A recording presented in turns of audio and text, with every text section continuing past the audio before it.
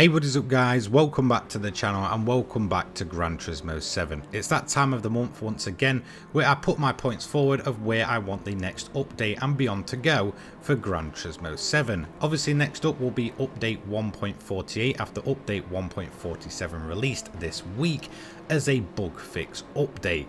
So in terms of this video, I'm going to list 10 key things that I want to see tackled in terms of content as well as fixes. Now, since I'm limiting myself to 10 key points in this video, if there is anything that you believe I've missed off this list, then do leave it in the comments below, as next Saturday I'll be aiming to do my community edition of this wishlist video, taking 10 of the best and top rated comments and compiling them together in a community made video.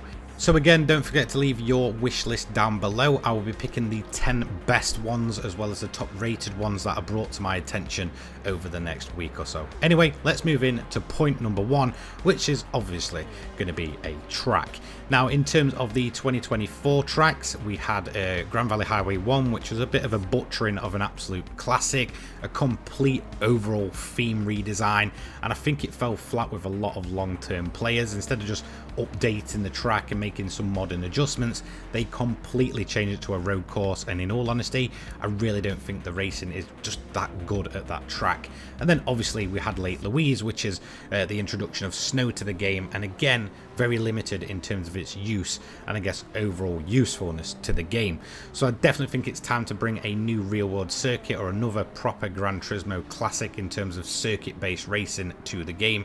And obviously with the rumours of Motegi as well as the likes of Jules Villeneuve as well also being sort of rumoured to be, you know, in the works, hopefully something does come along in either this update or very soon after. On to point number 2, BOP update. I think this one is really being kind of brought more to my attention this last month with the likes of the whole glitch going on, which recently got patched in 1.47, which is to do with the entire BOP that is currently in default in place in Gran Turismo. So if we look at a majority of the daily races, or whether it's the manufacturers, nations, TGR Cup and such, all of the BOP is done in the sense that it limits both speed and power, but completely locks off the tuning options. In all honesty, some of the things that I really noticed more so when that glitch was present that allowed the editing of tuning settings was the fact that a lot more cars became much more competitive than they actually are under the standard default BOP. And this got me thinking, it must be time for a shake up in the BOP. Yes, it's a bit of extra work, but if we can save our settings for that week in terms of the daily races, then we can absolutely nail them down as the week progresses. And in all honesty, I think it just makes it more enjoyable and diversifies the grid. Point number 3 is something that again I picked up on during my time with the Nations Cup and the recent TGR Cup and Manufacturers event. The penalty system. It is probably in the worst place it's probably ever been. I feel like come the end of GT Sports life cycle, they absolutely nailed the penalty system to the point where it is much better than the original penalty system we had in place, and it did seem to work pretty much flawlessly. However, in GT7, ever since the game released, I feel like the penalty system just gets worse and worse, to the point where, you know, someone will completely wipe out your race, yet they won't receive a penalty.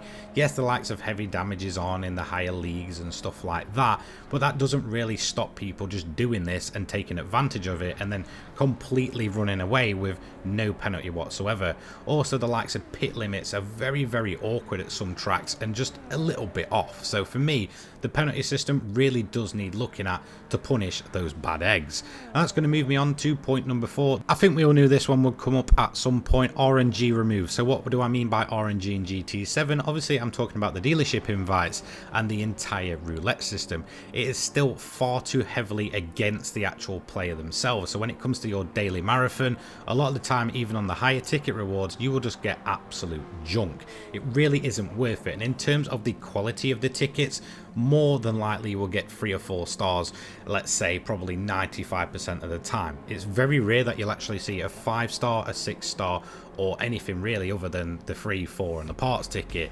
Again, it's a massive shame that this RNG is in place, and in some cases I've heard people playing up to a year and a half without receiving a dealership invite.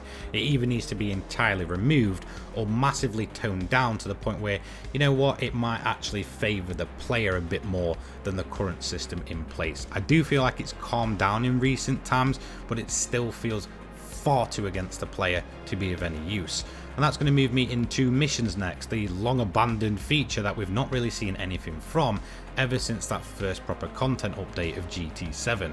So the latest proper missions we had in game were actually all the way back when we first saw the endurance races entered. Ever since then it has been absolute radio silence. We've even received more license tests than we have actual missions, so we got a set of 50 licenses, but yet ever since that first content update we've never received any more missions, and this feels like a massive amount of loss really, considering just how many more cars have been entered into the game since, as well as new tracks and such. In all honesty, missions need to make a return. They're great fun, they pay well, and they're just overall a very enjoyable side part of GT7 that just feels like Polyphony's long forgotten about. You know, it's bad when music rally and licenses seem to have received more love and attention than the missions in game. It's just a massive shame, and that's going to move me on to the next point. Again, something that might take a bit of extra work and will probably be something that we could see over time more so than we actually see as a short-term fix in terms of an update. Customization. So what do I mean by this? Obviously the customization in GT7 is miles above anything we've really seen prior to what we saw in GT7. However, it's still very limiting. A lot of the body kits are very similar, again very limited options. A lot of the custom rear wings and such again just look completely out of place. I would love it if they got more aftermarket manufacturers to kind of get on board with Gran Turismo and give us more customization options for a bunch of vehicles in game. I mean, let's look at the likes of the JDM vehicles. Some of those classics are really lacking some of those iconic body kits, and it's a massive shame. In all honesty, I believe if Polyphony went ahead and got the licenses, the customization in this game could be absolutely next level. To be honest, yes, it's a step above from what we've seen previously, but it still just feels a little bit too limiting, and again I just wish it went deeper. And that's going to move me on to Sophy. So when it comes to Sophy AI, it saw its proper first introduction in the November update with 1.40. However, since then, there's been literally no additions to it, which is a massive shame. Sophy is absolutely incredible. The things that that AI can do is just absolutely mind-blowing for, I guess, racing AI in a single player part of a game. It's just absolutely ridiculous, and in all honesty, I just wish they'd build on it more and more. Again, I know it takes, you know, hundreds of thousands of laps to just get the AI to behave the way you want it to, but surely they're continuing to work on this, and surely they're going to continue to expand it. Again, I'm more than likely pretty much sure we'll see it in GT8, but at least a bit more for GT7 would be absolutely fantastic. Currently it seems very limiting, and in all honesty I just want more of it. I think Sophy is a brilliant thing for a single player racing game, and in all honesty I would love to see it expanded upon more and more. So let's move into championships. Again, another feature that has had literally no additions really ever since the game got launched. A little bit like mission challenges. These things are basically in the base game and nowhere else really, and it's a massive shame. There is a lot of championships Polyphony could just pull out the bag away from the whole menu book system. I feel like there's a bunch of new vehicles in game that would be fantastic for championships overall, and when we see the likes of special events that feature one make championships over time, there's no real reason to turn these into full-blown championships in game with, you know, certain updates. Obviously things like the Tourist Trophy, even the Teslas, the Hondas and such like that. Surely these need their own full-blown championships ranging from 5 to 10 rounds. I just want more of this. Again, they're absolutely brilliant to get a point system in place and to be able to kind of push yourself over time, basically winning and losing rounds. I feel like championships were a great addition in this game, and I just want them to be expanded upon even more. And that's going to take me to limited time events. Maybe it's just me, but I feel like it's been a very long time since we've had limited time events in GT7. Quite often during the Olympics, during the Gran Turismo World Series and stuff like that, we get a bunch of limited time events, and they're almost non-existent for what feels like the longest time. I feel like one of the best ways they could do this, or especially with the special events being put in, is the fact that they could do these alongside each round of the Nations Cup, Manufacturers and TGR Cup in a single player setting, so we can go ahead, earn those extra credits, and also see what is coming up in that upcoming race. I feel like limited time events are fantastic fun, even if they're a bit of a flash in the pan situation. I would definitely love to see them kind of coexist with the actual online championship, so we can get a taster in a proper race situation, even maybe up against Sophy AI as well, which would be absolutely even better. And that's going to move me into my final one, frame issues. In all honesty, it just seems that no matter whether you've got it on graphics or performance mode, this game in certain tracks and certain sections of tracks specifically has very bad frame rate drops. This is very, very frustrating, especially if you're in the online portion of the game.